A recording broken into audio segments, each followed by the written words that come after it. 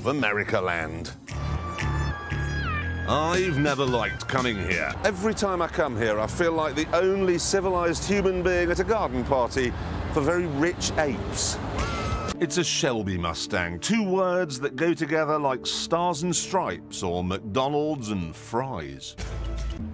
Because of this thirst, and because Americans think £2.20 a gallon is expensive, a lot of people in the trendier bits of America are now switching to the god-awful Toyota Prius.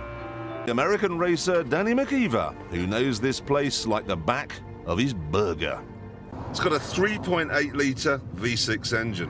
When it was new, that gave you 200 brake horsepower. How? We can get 200 brake horsepower from a vacuum cleaner. The American motorist wouldn't care very much for Jaguar's new XK8. They'd probably find its 4.2-litre V8 too small. And they wouldn't care two hoots that it's made from aluminum, so it's light and agile. Meet Billy Bob. He thinks Deliverance is a documentary, and his top three loves are, in reverse order, his cousin, his collection of guns, and at number one. And then you just tie a couple of ribbons to the door handles, and it'll do perfectly well when the day comes for you to marry your sister. What's wrong with that? She comes from good stock, short and skinny, but she's strong. When it comes to smashing up cars, the Americans, they're the kings.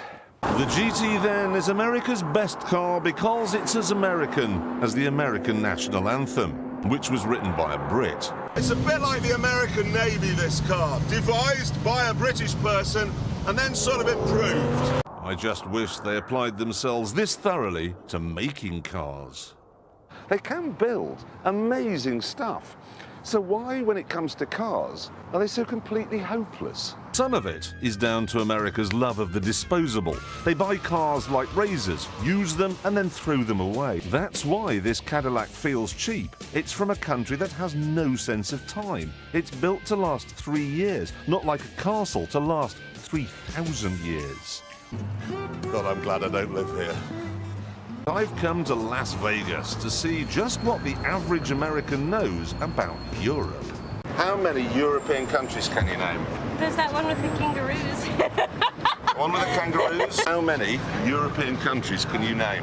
Oh, about 4. Go on then. Europe? Yeah. Asia?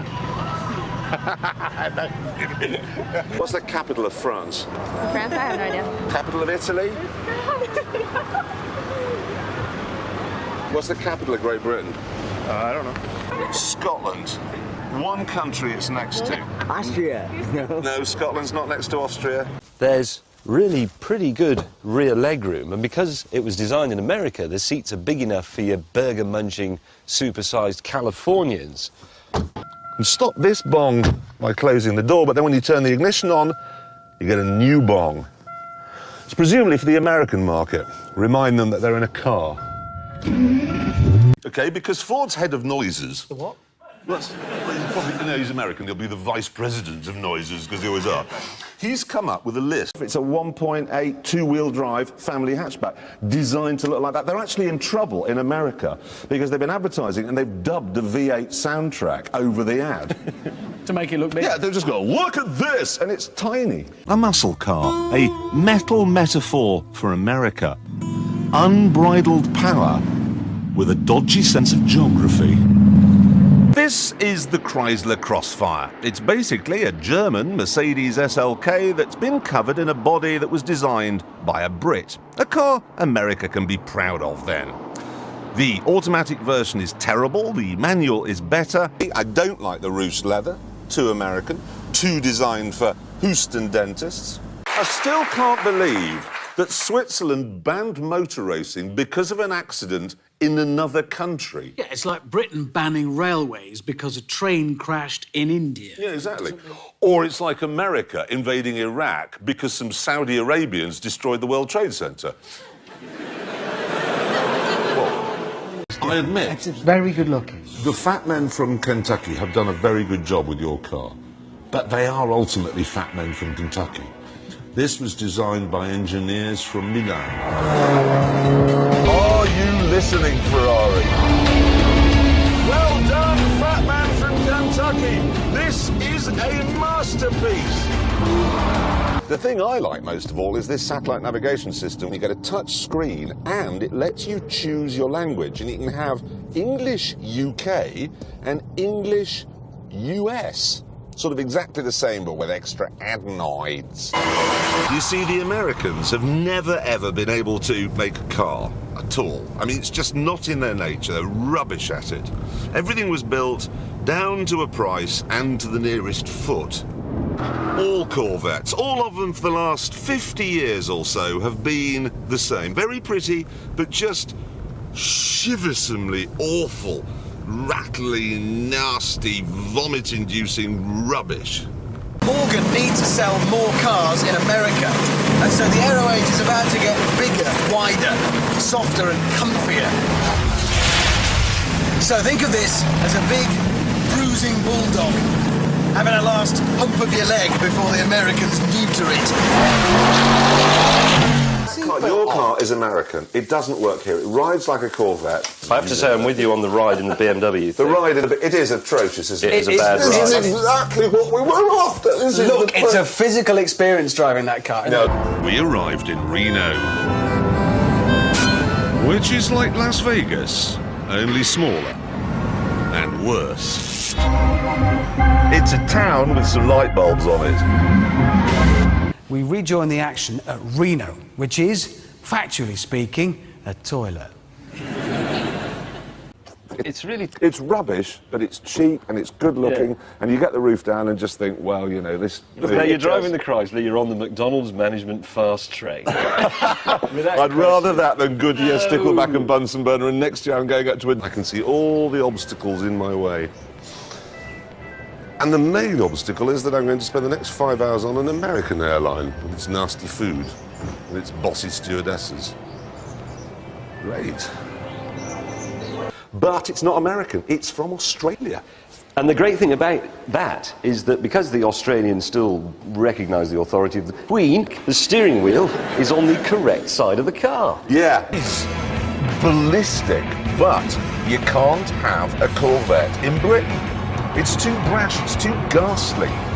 You're like turning up at one of the Queen's garden parties in chromed cowboy boots and chaps. Surprise, surprise, the Dodge Viper. Now, as you would expect, Uncle Sam's answer to the European hypercar has an engine that you don't measure in cubic centimetres or cubic inches. You measure it in acres. There are places in the world that I'd rather go than America. Like? All of them. Look. All of them, yeah. Every single country in the world is better than America. I've just come back from Burma and the Ukraine, both of which are 1 billion times better than the United States. We're not interested in the views of stupid Americans who come over here with their big video cameras saying, gee, I love your history, it's just so old. Sod off.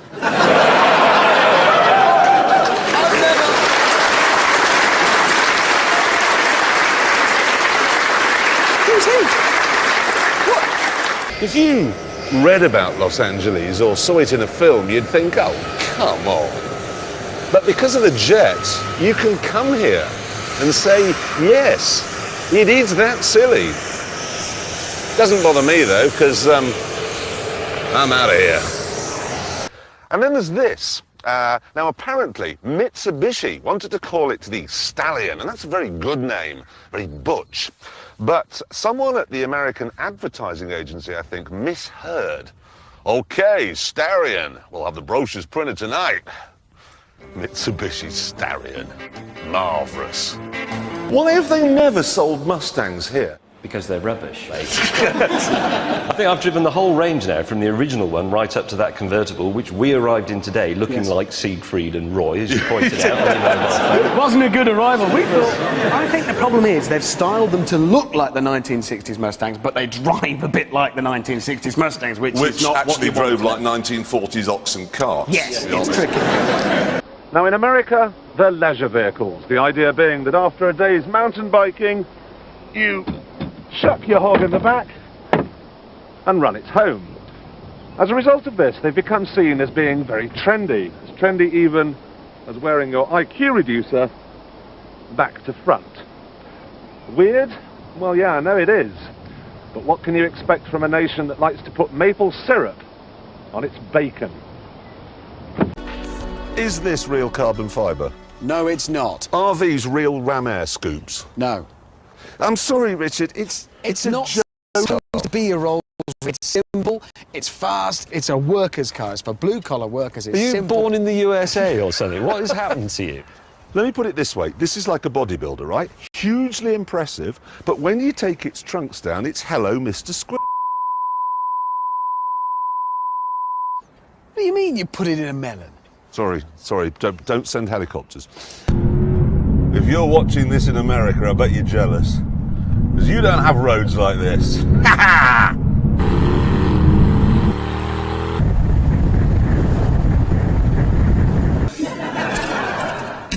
Last week, we discovered that the Americans have finally learned how to make a decent car. This week, we've discovered that they've forgotten again.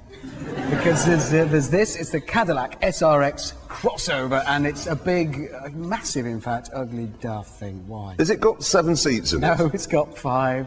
So it's got the same number of seats as a Ford Fiesta? Yeah, it'll cost between £28,000 and £37,000.